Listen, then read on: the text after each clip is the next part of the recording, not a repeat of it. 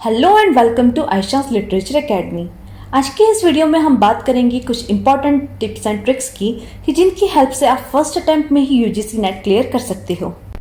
मैं आपको कुछ ऐसे वर्क्स एंड राइटर्स सजेस्ट करने वाली हूँ, आप बस उतना ही प्रिपेयर कर लेते हो तो नेट क्वालिफाई करना आपके लिए बहुत आसान हो जाएगा। तो सबसे पहले हम जानते हैं एग्जाम के पैटर्न के बारे में। So there will be 2 papers in your exam. Paper 1 जो कि सभी के लिए एक कॉमन पेपर है, इसमें 50 क्वेश्चंस होंगे जिसके लिए आपको 1 आवर का टाइम दिया जाएगा। और पेपर 2 जो कि होगा आपके मेन सब्जेक्ट का पेपर, उसमें 100 क्वेश्चंस होंगे जिनके लिए आपको 2 आवर्स का टाइम दिया जाएगा। कोई भी नेगेटिव मार्किंग्स नहीं होती है, तो आपको सारे ही क्वेश्चंस अटेम्प्ट करने हैं। अब बात करते हैं सिलेबस की। तो किसी भी एग्जाम के लिए सबसे इम्पॉर्टेंट होता है उसके सिलेबस को समझना, उसी से आप आपकी पूरी प्रिपरेशन प्लान कर सकते हो। तो ये सिलेबस यूजीसी नेट की वेबसाइट पे सिर्फ 10 पॉइंट्स में बता दिया गया है। उसमें एग्जैक्टली क्या पढ़ना है, कहाँ से पढ़ना है, उनकी एग्जैक्टली क्या रिक्वायरमेंट्स है, ये कुछ भी बताया नहीं गया है। तो क्या आपको सब कुछ पढ़ना है? बिल्कुल नहीं, क्योंकि हम जानते हैं कि इंग्लिश लिटरेचर इतना वास्ट है, उसे शॉर्ट टाइम में पूरा पढ़ पाना पॉसिबल नहीं है। तो क्या पढ़ना है, क्या नहीं पढ़ना है, ये इस वीडियो में मैं आपको आगे बताऊंगी। सबसे पहले तो अगर आपने कोई स्टेट यूनिवर्सिटी से ग्रेजुएशन और मास्टर्स किया है तो ज़रूरी है कि आप सभी सेंट्रल यूनिवर्सिटीज़ की वेबसाइट पे जाएं, उनके सिलेबस को डाउनलोड करें, उनमें से जो भी वर्क्स और थियरीज आपके लिए नई है वो प्रिपेयर करें, बिकॉज नेट में ज़्यादातर क्वेश्चन इन्हीं सिलेबाई से लिए जाते हैं। इसके बाद का पॉइंट है पेपर 1। ज़्यादातर स्टूडेंट हमेशा ये गलती करते हैं कि पेपर 1 को इनफ टाइम नहीं देते हैं, और पेपर 1 क्वालिफाई किए बिना आप नेट क्वालिफाई नहीं कर सकते हो। तो पेपर 1 में अगर आप ज़्यादा स्कोर अचीव कर सकते हैं तो नेट क्वालिफाई करना आपके लिए बहुत ही ईजी हो जाएगा। आपको करना ये है कि पेपर 1 के प्रीवियस ईयर के सारे ही क्वेश्चन पेपर सॉल्व करने हैं। You can also buy 2 books for further practice. So one is from Arihant and another is from by KVS Madan. उसमें आपको प्रीवियस ईयर के सारे क्वेश्चन पेपर सॉल्यूशन के साथ मिल जाएंगे, प्लस उसमें सिमिलर क्वेश्चन के लिए एक्सरसाइजेस भी अवेलेबल है। रीजनिंग एंड डेटा इंटरप्रिटेशन के लिए यूट्यूब पे बहुत सारी चैनल्स अवेलेबल है, वहाँ से भी आप इजीली ये पेपर 1 को लर्न कर सकते हो। उसके बाद का मोस्ट इम्पॉर्टेंट पॉइंट है एक राइट स्ट्रेटेजी। आपको प्रिपरेशन कैसे करनी है, किन सोर्सेज से करनी है, कितने टाइम में कौन सा टॉपिक पढ़ना है और रिवीजन कब करना है, ये पूरी स्ट्रेटेजी आपको बनानी होगी। अब जानते हैं स्ट्रेटेजी बनानी कैसे है। तो आपको सिलेबस को 3 पार्ट्स में डिवाइड करना है, daily, weekly and monthly. For example, एक मंथ में आपको जितना सिलेबस कंप्लीट करना है उसे वीकली एंड डेली पार्ट्स में डिवाइड कर लो। इस तरह से टाइम टेबल वाइज चलोगे तो प्रिपरेशन बहुत ही इजी और स्ट्रेस फ्री हो जाएगी। यहाँ एक बात खास याद रखनी है कि रिवीजन इज द की। अगर आप बस एक के बाद एक पॉइंट्स पढ़ते जाओगे, उसको हर थोड़े दिनों में रिवाइज नहीं करोगे तो एग्जाम में ऐसा हो सकता है कि आपको क्वेश्चन जाना पहचाना लगे लेकिन आंसर में आप कंफ्यूज हो जाओ। तो हर टॉपिक को थोड़े टाइम में अगेन एंड अगेन रिवाइज करते रहना है। थर्ड मोस्ट इंपॉर्टेंट पॉइंट है previous years question papers. Previous years question paper ही एक ऐसी की है जो हमें पेपर को एनालाइज करने में, उन्हें समझने में हेल्प करते हैं। इसी में से हमें पता चलता है कि कौन सा टॉपिक बार बार पूछा जाता है, कौन सा बिल्कुल नहीं पूछा जाता है, कौन से टॉपिक का कितना वेटेज है।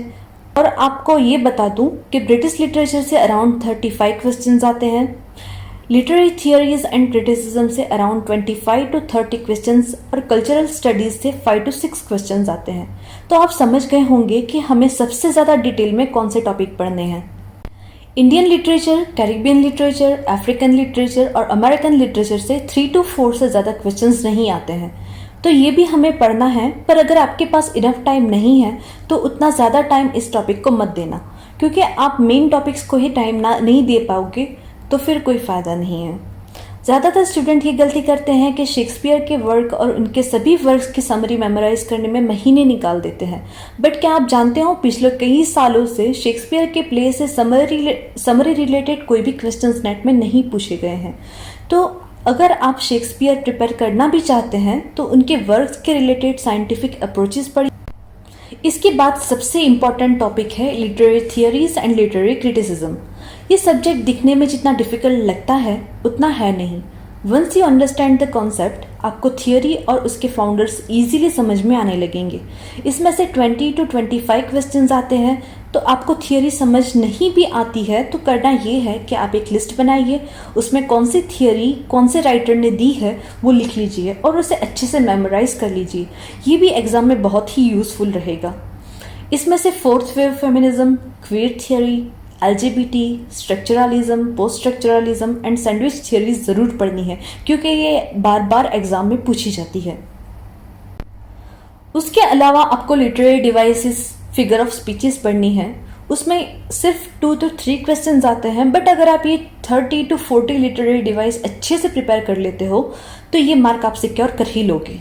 उसके अलावा आपको फेमस मैगजीन्स के नाम, उनके पब्लिकेशन ईयर्स, उनके फाउंडर्स के नाम प्रिपेयर करने हैं, जैसे कि टेटलर, स्पेक्टेटर एट्सेट्रा, जो कि हार्डली 20 to 25 मैगजीन्स हैं, जिसका एक लिस्ट बनाना है और उसे मेमोराइज करना है।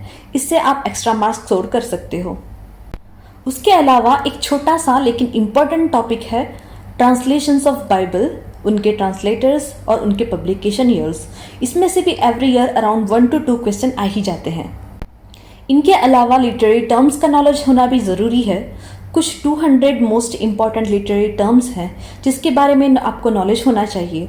उस पर मैं एक सेपरेट वीडियो बनाऊंगी जो आपके लिए हेल्पफुल रहेगा। अगर आप ये 200 टर्म्स मेमोराइज कर लेते हो तो उसमें अराउंड 1 to 2 क्वेश्चन आप सिक्योर कर ही लेंगे।